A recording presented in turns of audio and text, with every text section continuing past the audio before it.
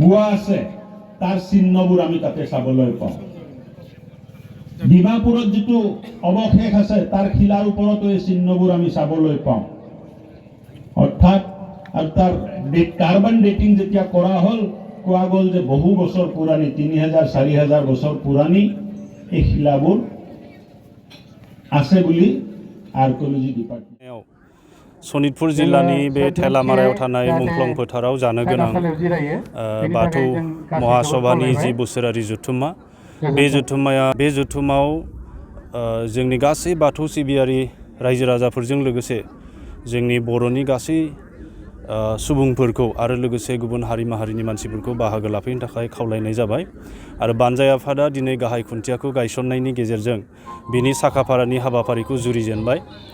आरो आं खावलायनो लुबैयो आरो मिजिंथियो जे बे जथुमावनो बयनिख्रुइबो बांसिन बिसांनि सुबुंफोरा बाथौ सिबियारि सुबुंफोरा बे जथुमाव बाहागो लाफैगोन। बेनि थाखाय मोनफ्रोमबो गामि, मोनफ्रोमबो बियाब आरो मोनफ्रोमबो थानसालिनि दैदेनगिरि बिथांमोननिसिम आं खावलायो जाहाथे बेयाव लैहोर लैहोर बाहागो लाफैनानै बाथौ सिबियारिफोरनि जि जोंनि गोथार धोरोम आरो बे गौथुम आरो लोगोसे जथुमनाय, बे जथुमनायखौ जारिमिनारि जथुमनाय महरै जारिमिन दालांनो थाखाय जाहाथे बयबो बाहागो लाफैयो। बै बाथौ गौथुमनि जि बोसोरारि जथुम्मा बे सानब्रै जथुमगोन। बे सानब्रै जथुमाव गुबुन मोनबो हाबाफारि लायालासिनो बेहायनो गासिबो मोनफ्रोमबो गामिनिफ्राय, मोनफ्रोमबो बियाबनिफ्राय, मोनफ्रोमबो थानसालिनिफ्राय, मोनफ्रोमबो जिल्लानिफ्राय आरो मोनफ्रोमबो हादाबसानिफ्राय बेहाय लैहोर लैहोर फैनानै बे जथुम्माखौ मोनसे जारिमिनारि जथुम्मा हिसाबै खालामफिननो थाखाय आरो बाथौ सिबियारिफोरनि गेजेराव मोनसे ऐतिहासिक जथुम्मा हिसाबै बयनिख्रुइबो बांसिन बाथौ सिबियारिफोरनि मोनसे जथुमनाय हिसाबै बेखौ जारिमिन सोरजिलांनो थाखाय आं खावलायदों। नखरफ्रोमबो सुबुंनिफ्राय जेब्ला जों मदद हरगोन, साफ्रोमबो सुबुंनिफ्राय जों एफा एनै जेब्ला मदद हरगोन, बे जोंनि जथुम्माया जाफुंसारगोन। आरो दासिम जों मिथिनो मोननायाव मोनफ्रोमबो थानसालिनिफ्राय, मोनफ्रोमबो बियाबनिफ्राय जिबायदि मदद फैदों बेयो जोबोद गोजोनथाव। बिथांमोना जोबोद गोसो गुदुङैनो हेफाजाब होबाय थादों। आरो आं खावलायो जाहाथे नखरफ्रोमनिफ्रायबो आरो साफ्रोमबो बाथौ सिबियारिफोरनिफ्रायनो बेहाय मददखौ हरनाया मोजां।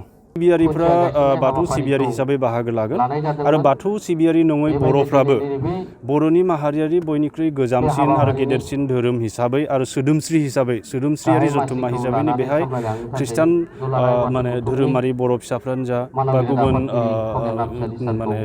हिन्दु धोरोमारि सिबियारिफ्रानो जा बयबो बेखौ बर'नि बयनिख्रुइ नंगुबैसिन धोरोमारि जथुम्मा हिसाबै बेहाय बाहागो लानाय जाबाय।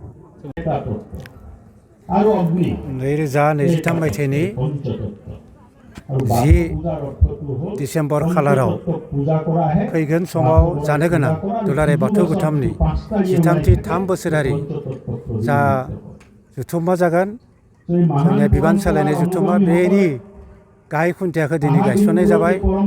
बे गायसननाया दिनै जों जा बोथोर नुदों बे जोंनि थाखाय जोबोद गोजोनथाव। आरो बेहाय रायजो राजाफोरा जेरैबायदि बाहागो लादों, बे जोंनि जथुम्माया मोजाङै मोजां आलो गोजोनै जाफुंगोन होननानै जों मिजिंथिदों। आरो बे जथुम्मानि गेजेरजों दुलाराय बाथौ गौथुमनि जा नोजोर आरो थांखि, भिजन आरो मिशन, बेखौ जों दुलाराय बुहुमावनो फोसावनो हागोन, गोसारहोनो हागोन, बे मिजिं दङ। बेनिखायनो बेनि बागै जोंहा बुंनांगौआ फैगोन जा जथुम्मा जागोन, बे सावरायनायनि गेजेरजों जों गासै रायजो राजानो फोसावगोन। थेवबो जों मोनसे बाथ्राखौ दिनैनो बुंखाना दोनबाय, जोंहा दुलाराय बाथौ गौथुमनि जि बाथौ सान्थौ एबा बाथौइजिम, बेखौ जोंनि भारतनि संबिजिरनि फारियाव थिसननो थाखाय जोङो बेखौ नाजादों। आरो बेनिखायनो फैगोन जथुम्मायाव जोङो 7 जानुवारि खालारखालि 50,000 माइनाव एबा आर'ज गाबनायनि थाखाय, माइनावफोरनि आरो लोगोसे रायजो राजानि, बाथौआरि रायजो राजानि आर'ज गाबनो थाखाय जों थांखि लादों। आरो बेबायदिनो जोंनि भारतनि नखर मन्त्रि अमित शाहखौबो बेहाय हांख्रायनाय जादों। बिथाङा गाहाय आलासि हिसाबै नुजाफैगोन। आरो जों मिजिंथिदों बे खामानिनि गेजेरजों जोंनि बे बाथौइजिम लिरनाय जा थांखि बा नोजोर, बेखौ जों जाफुंहोनो हागोन।